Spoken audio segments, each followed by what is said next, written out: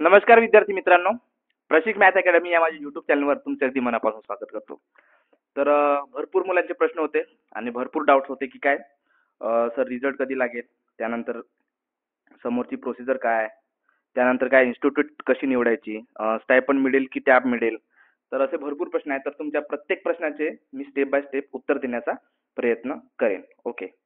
So सुरुवातीला आपण काय बघू, तर रिझल्ट कधी लागेल. काय रिझल्ट कधी लागेल. ठीक आहे. तर भरपूर मुलांचा प्रश्न असा होता की रिझल्ट कधी लागेल. तर रिस्पॉन्स शीट कधी आली आपली, पहिली रिस्पॉन्स शीट आली 6 ऑक्टोबरला. कधी 6 ऑक्टोबरला काय आपली पहिली रिस्पॉन्स शीट आली. ओके. त्यानंतर काय त्यांनी ऑब्जेक्शनसाठी आपल्याला 3 दिवस दिले. किती 3 दिवस दिले ऑब्जेक्शनसाठी.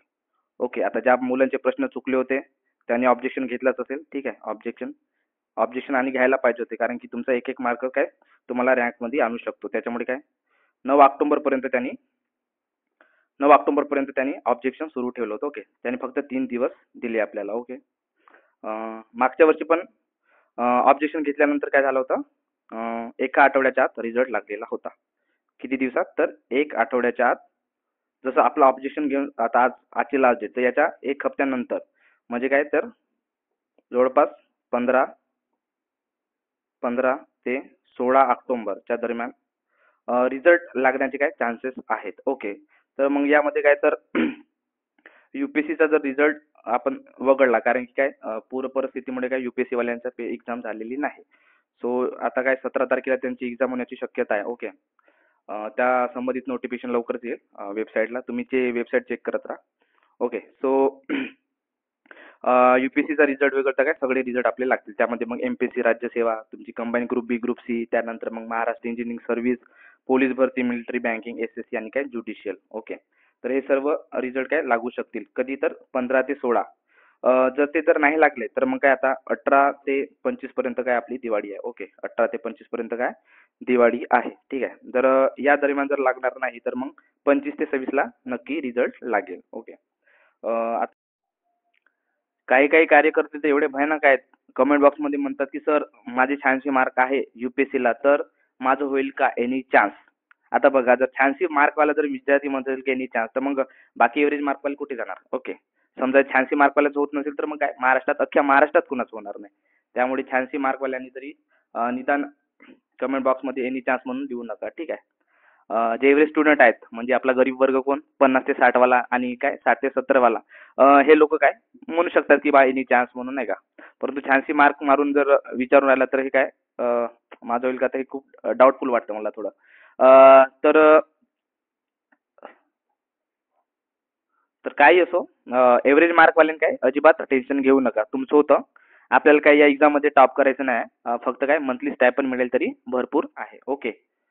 सो त्यानंतर मुलांचा प्रश्न होता काय, आता समोरची प्रोसेस काय असेल. काय आता समोरची प्रोसेस काय असेल. काय आता तुमचं काय निवड यादीमध्ये नाव येईल. ठीक आहे. तुमचं नाव निवड यादीमध्ये आले तर काय तुम्हाला इन्स्टिट्यूट निवडण्यासाठी तुमच्या लॉग इन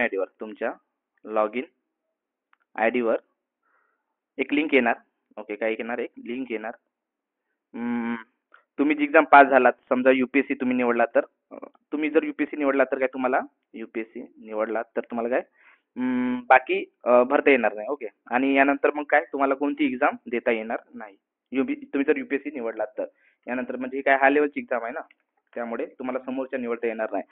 समजा तुम्ही युपीएससी पेक्षा काय खालच्या लेवलची एक्झाम एक्झाम काय स्कॉलरशिपसाठी निवडली असेल, उदाहरणार्थ मग त्याच्यामध्ये राज्यसेवा, एमएस, बँकिंग, एसएससी, पोलीस भरती, ठीक आहे, तर तुम्हाला काय युपीएससी साठी एक चान्स मिळतो. ठीक आहे.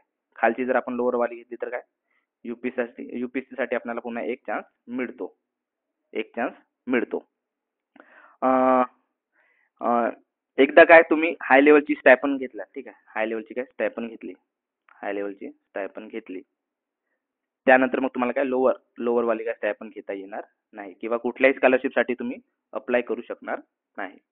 ओके. हा मुद्दा तुम्ही लक्षात ठेवा. ओके.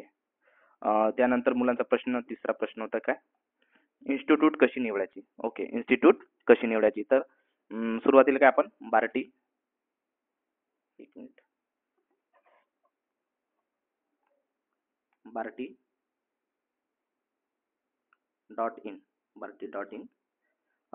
या वेबसाईटवरून काय तुम्ही तुमच्या लॉगिन आय डीवर लॉगिन केल्यानंतर काय तिथे काय इन्स्टिट्यूटचे नाव येणार, काय इन्स्टिट्यूटचे नावं येतील, इन्स्टिट्यूटचे नाव येतील. मग त्यामध्ये काय पुणे, नागपूर, मुंबई, दिल्ली, छत्रपती संभाजीनगर, अहिल्यानगर यासारखे काय येतील तर जिल्हे येतील. ओके.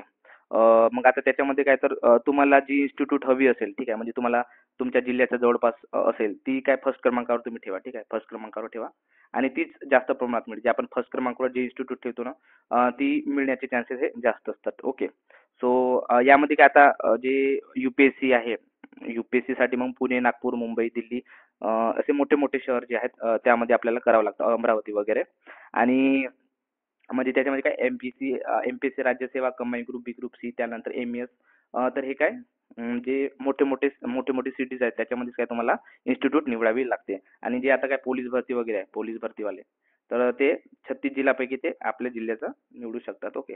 म्हणजे काय तुमच्या सोयीप्रमाणे जे जिल्हा आणि इन्स्टिट्यूट तुम्हाला जवळ पडते त्या अनुषंगाने तुम्ही काय निवडू शकता. पोलीस भरती, मिलिटरी आणि बँकिंग वाले. ओके.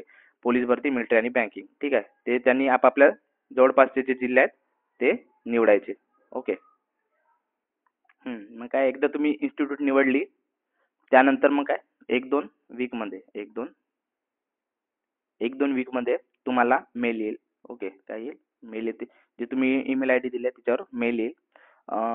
तुम्हाला ही इन्स्टिट्यूट मिळाली आहे त्यामध्ये असं नमूद केलेलं असेल. त्यानंतर मग महत्त्वाची प्रोसेस म्हणजे काय होते तर डॉक्युमेंट व्हेरिफिकेशन. काय डॉक्युमेंट व्हेरिफिकेशनचा प्रोसेसला सुरुवात होते. ओके. काय डॉक्युमेंट व्हेरिफिकेशनच्या प्रोसेसला सुरुवात होते. मग त्याच्यामध्ये काय तर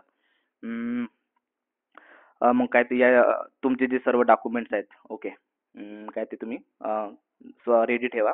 त्यामध्ये मग तुमची कास्ट आहे, तुमची कास्ट सर्टिफिकेट, त्यानंतर तुमची इन्कम किती तर 3 वर्षाचं इन्कम पाहिजे, ठीक आहे. OBC वाल्यांसाठी NCL, non creamy layer. त्यानंतर मग तुमचं ID प्रूफ, आधार कार्ड वगैरे असेल किंवा वोटिंग ID किंवा मग पॅन कार्ड, ठीक आहे. त्यानंतर मग तुमचे फोटो जवळपास 8 तरी फोटो लागतील कारण की तिथं चिपकवायला लागतात. ओके. 2-4 डॉक्युमेंटना चिपकवासाठी 8 फोटो लागतील, ठीक आहे. जवळपास झेरॉक्सचे 2 सेट आपल्याला काढावे लागतात. तुमच्या मग मार्कशीट वगैरे आहेत, 10ची मार्कशीट असेल, 12ची मार्कशीट असेल, त्यानंतर मग तुमच्या ग्रॅज्युएशनची मार्कशीट असेल, डिग्री असेल, ह्या सगळ्या गोष्टी तिथं लागतील, ठीक आहे. किती? प्रत्येकाचे 2 सेट लागतील. एकदा का मग काय तुमची DVची प्रोसेस झाली, DVची प्रोसेस झाली त्याच्या काही दिवसातच काय तुमच्या मग क्लासेसला सुरुवात होईल. ओके. मग शेवटचा मुद्दा काय आपला तर स्टायपन किती दिवसात मिळेल. ओके. स्टायपन किती दिवसात मिळेल. तर पहिली स्टायपन येण्यास थोडा उशीर लागतो, म्हणजे जवळपास 2 महिने तरी लागतात. 2 महिने तरी पहिल्या स्टायपनसाठी लागतात कारण की ते सगळ्या प्रोसिजर सुरू असते त्यांचं, म्हणजे आपलं काय बँक अकाउंट वगैरे. तुम्ही काय तुमच्या पासबुकची झेरॉक्स, ठीक आहे, ते पण कोणत्या नॅशनलाइज बँक आहे जसं बँक ऑफ इंडिया तुमची म्हणा, त्यानंतर मग SBI, ठीक आहे, SBI यासारखे काय राष्ट्रीयकृत बँकेचेच काय पाहिजे आपल्याला अकाउंट पाहिजेत. त्याच पासबुकची झेरॉक्स तुम्हाला सबमिट करावी लागेल. ओके. मग ते सगळी प्रोसेस होण्यासाठी थोडा उशीर लागतो, त्यामुळे काय जवळपास पहिली स्टायपन येण्यासाठी 2 महिने तरी लागतात. ओके. 2 महिने तरी लागतात. आणि मग जेव्हा पहिली स्टायपन तुमची जमा त्यानंतर मग लगातार तुमच्या स्टायपन्स मिळत असतात. दर महिन्याला तुमच्या अकाउंटवर काय तुमची जी स्टायपन आहे ती जमा होते दर महिन्याला. ओके. दर महिन्याला तुमची स्टायपन जमा होते. जेवढे तुमचे आहे 11,000 असेल तर 11,000, 10,000 असेल तर 10,000, 6,000 असेल तर 6,000 दर महिन्याला काय होते तुमच्या अकाउंटवरती जमा होते, ठीक आहे. तर ही अशी माहिती होती, ठीक आहे. तर अशा प्रकारे ही सर्व प्रोसेस होती. तुम्हाला मी स्टेप बाय स्टेप सांगण्याचा प्रयत्न केला. जर ही माहिती तुम्हाला आवडली असेल तर नक्कीच या व्हिडिओला लाईक करा, चॅनलला सबस्क्राईब करा आणि मित्रापर्यंत शेअर करा. धन्यवाद विद्यार्थी मित्रांनो.